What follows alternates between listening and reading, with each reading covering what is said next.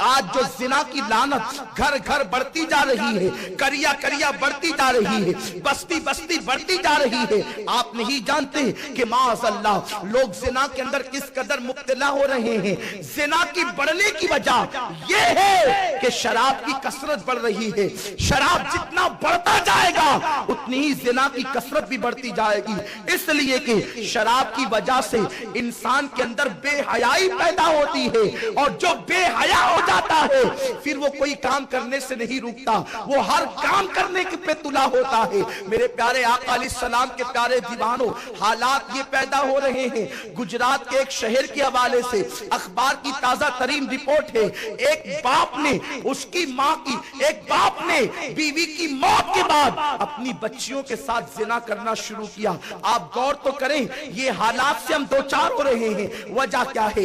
بے حیائی بڑھتی جا رہی ہے، برائی بڑھتی جا رہی ہے۔ مسلمانوں ایک زمانہ وہ تھا، اللہ اکبر، کہ مسلمان جب گلیوں سے گزرتا تو نگاہیں جھکا جھکا کر کے گزرتا۔ حیا کا یہ عالم تھا، پاک دامنی کا عالم یہ تھا۔ اگر کوئی شخص کافر ہوتا اور وہ کوئی سفر پر جانا چاہتا تو اپنی بیٹی کو اگر کسی کو سونپنا چاہتا، اگر اپنی بیٹی کو کسی کے حوالے کرنا چاہتا تو وہ معاشرے میں تلاش کرتا مسلمان کون ہے، اس لیے کہ مسلمان کچھ بھی کر سکتا ہے، بے حیائی نہیں کر سکتا، بدکاری نہیں کر سکتا، برائی نہیں کر سکتا۔ مسلمان کا نیچر یہ تھا، مسلمان کی فطرت یہ تھی، مسلمان کی عادت یہ تھی، لیکن معاذ اللہ جب سے مسلمانوں نے شراب کی طرف اپنے قدموں کو بڑھانا شروع کیا، اور اب تو معاذ اللہ صرف شراب ہی نہیں بلکہ طرح طرح کی گولیاں نکل رہی ہے، میڈیکل پر گولیاں بکتی ہے، ان گولیوں کو کھا کر کے نوجوان لڑکے نشہ کرتے ہیں،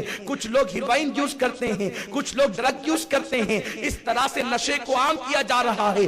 میں تم سے پوچھنا چاہتا ہوں، یہ نشہ کرنے والے اپنی موت کو دعوت دیتے ہیں، اپنی موت کو خود تیار کرتے ہیں۔ جو لوگ نشے کے عادی ہیں، چند دن گزرنے کے بعد وہ چلتی پھرتی لاش نظر آتے ہیں۔ میرے آقا اپنے امتیوں کو لاش کی طرح نہیں دیکھنا چاہتے تھے، میرے آقا تو امت کے جوانوں کو بہادروں کی طرح دیکھنا چاہتے تھے، اس لیے کہ یہ وہی امت ہے جس میں خالد بن ولید سیف اللہ کی طرح نظر آتے ہیں، سیف اللہ بن کر کے نظر آتے ہیں۔ یہ وہی امت ہے جس میں ابو عبیدہ ابن جراح امیر الامہ کی حیثیت سے نظر آتے ہیں۔ یہ وہی امت ہے کہ جس کے 10 لوگ کبھی کبھی 10,000 پر بھاری ہو جایا کرتے تھے۔ وجہ کیا تھی؟ وہ اپنی مرضی سے نہیں کھاتے تھے، وہ وہی غذا کھاتے تھے جو مصطفیٰ جان رحمت نے کھانے کا حکم دیا تھا، اللہ و رسول نے جو حلال کیا تھا۔ جب سے ہمارا حال یہ ہوا، جو آتا جائے کھاتے جاؤ۔ اب طرح طرح کی بیماریاں جنم لے رہی ہیں۔ ارے بیماری پیدا ہونے کے بعد اس کو روکنا یہ کون سی عقل مندی ہے؟ اسلام وہ مذہب ہے جس نے بیماری پیدا ہونے کے بعد روکنے کا طریقہ نہیں دیا صرف، بلکہ ایسے طریقے عطا کیے کہ اس سے بیماری ہی نہ ہو۔ جب بیماری ہی نہیں ہوگی تو پھر اس کے لیے دوا کی تکلیف کیوں، اس کے لیے دوا کی مصیبت کیوں، اس کے لیے پرہیز کی تکلیف کیوں؟ میرے پیارے آقا صلی اللہ تعالی علیہ وسلم کے پیارے دیوانوں، اور اسلام میں شراب پینے والوں کی سخت سزا متعین کی گئی، اسلام میں شراب پینے والوں کو سخت سزا دی گئی۔ اگر کہیں پر اسلامی حکومت ہو، حالانکہ ہندوستان میں یہ قانون نافذ نہیں ہوتا، لیکن میں بتانے کے لیے کہہ رہا ہوں کہ اسلام میں یہ ہے، اگر ثابت ہو جائے کہ کسی نے شراب پی ہے تو اس کو کوڑے لگائے جائیں گے۔ آپ اندازہ فرمائیں، اور وہ بھی کوڑے 1-2 نہیں بلکہ کوڑے 80 کوڑے لگانے کا حکم دیا گیا ہے۔ آپ غور تو فرمائیں میرے پیارے آقا صلی اللہ علیہ وسلم کے پیارے دیوانوں، یہ کیفیت ہے، یہ سزا ہے تاکہ لوگ ڈر کے مارے اس گناہ کی طرف نہ جائے، اس برائی کی طرف نہ جائے۔ اور اسلام نے شراب بیچنے کو حرام قرار دے دیا، اور اللہ کی لعنت بتا دی گئی کہ اس پہ اللہ کی لعنت برسے گی۔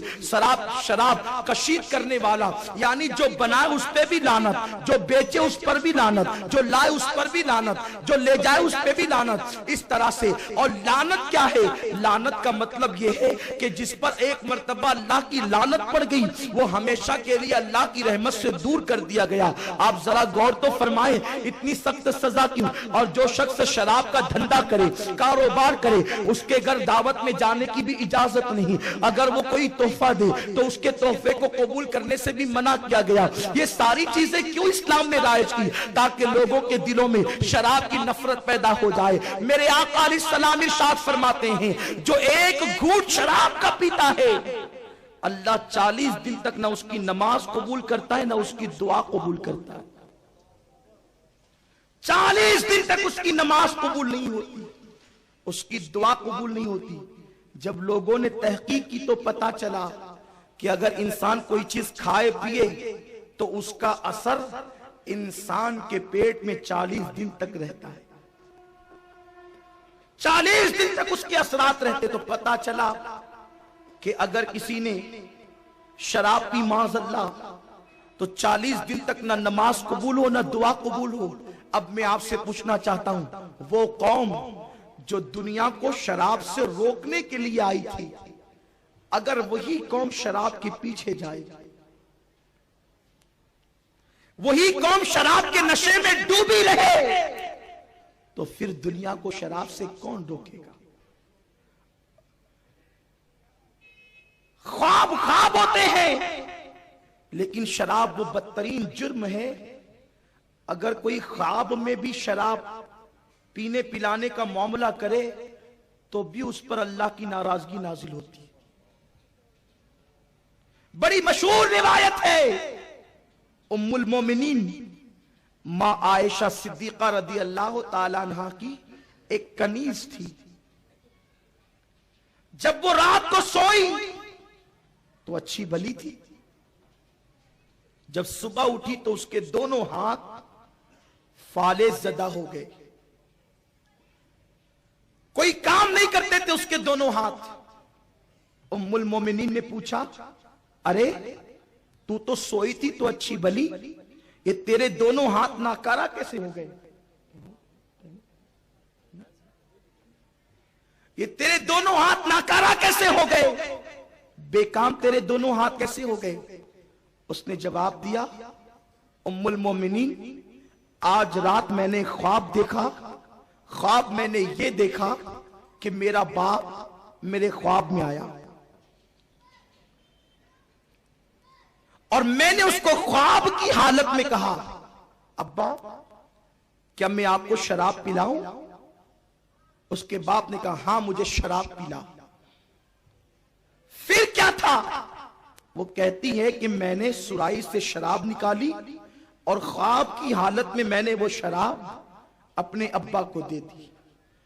تو میں نے حالت خواب میں, نیند کی حالت میں جو شراب میں نے اپنے باپ کو دی تو میں نے دیکھا کہ اللہ کے 2 فرشتے آئے اور کہنے لگے کہ تو نے اپنے باپ کو خواب میں شراب پلائی, اور انہوں نے اپنے پر اس کے ہاتھوں پر مارے.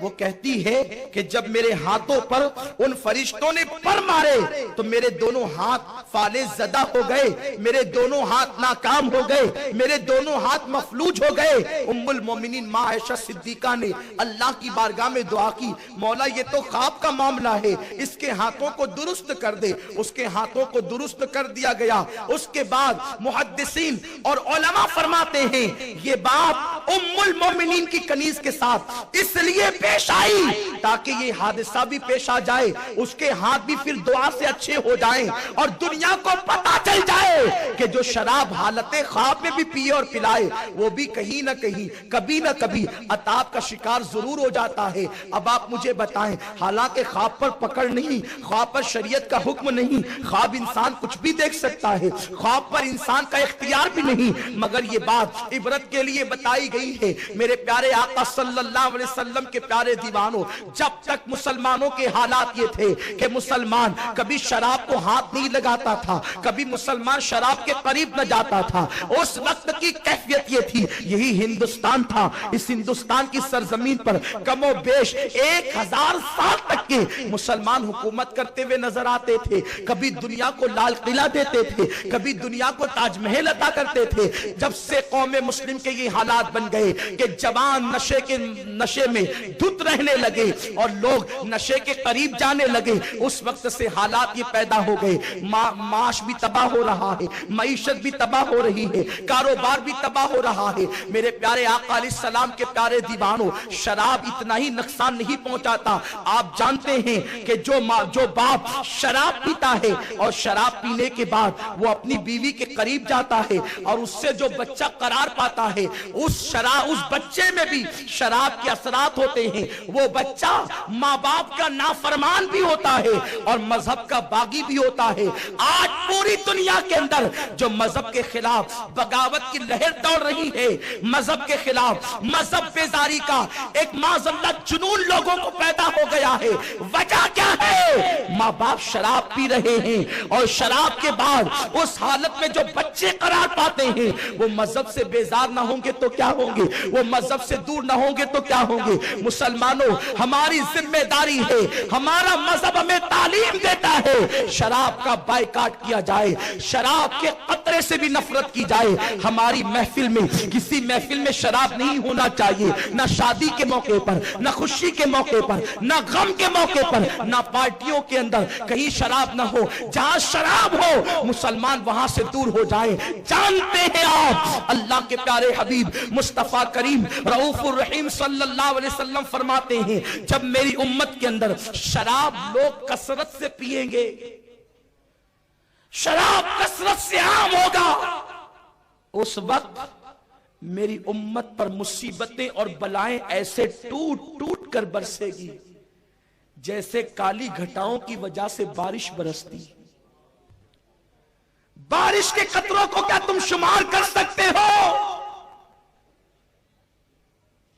جب کالی گھٹائیں چھائے تو بارش کے قطرے شمار نہیں ہوتے۔ تو شراب جب کثرت سے پی جائے گی تو بلائیں امت پر ایسے آئے گی جیسے کالے بادل کے چھانے کے بعد بارش برستی۔ وہ کون سی تکلیف ہے، وہ کون سی مصیبت ہے جس میں امت کی اکثریت گرفتار نہیں؟ میرے پیارے آقا صلی اللہ علیہ وسلم کے پیارے دیوانوں، سنی دعوت اسلامی اہل سنت و جماعت کی عالمگیر تحریک ہے، جس نے لوگوں کے اعمال کی بھی اصلاح کرنی ہے اور عقیدے کی بھی اصلاح کرنی ہے۔ یہ تحریک عقائد و اعمال کی اصلاح کی تحریک ہے، اور الحمدللہ سنی دعوت اسلامی کو اللہ نے یہ خصوصیت عطا کی ہے کہ وہ نوجوان جو گناہوں کے دلدل میں ڈوبے ہوتے ہیں، جب سنی دعوت اسلامی سے وابستہ ہوتے ہیں تو ماحول سے وابستگی کی برکت سے ان کے دل میں گناہوں کی نفرت پیدا ہوتی ہے، برائیوں سے نفرت پیدا ہوتی ہے، بے حیائیوں سے نفرت پیدا ہوتی ہے۔ اس لیے آج ضرورت ہے کہ نوجوان سنی دعوت اسلامی کے قریب آئیں، اپنا رشتہ سنی دعوت اسلامی سے جوڑیں۔ الحمدللہ سنی دعوت اسلامی پوری دنیا کے اندر عقائد کے ساتھ اعمال کی اصلاح کر رہی ہے۔